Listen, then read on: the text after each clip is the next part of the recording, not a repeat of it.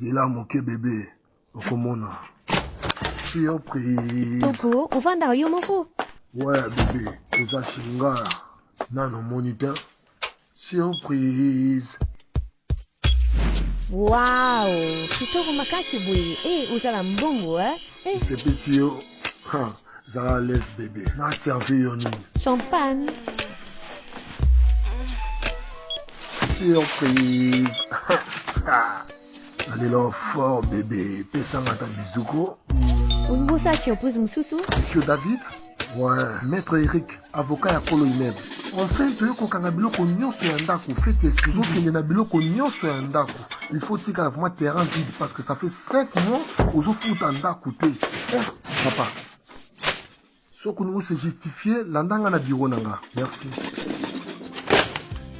Bon, que tu madame? Boke na wai papa.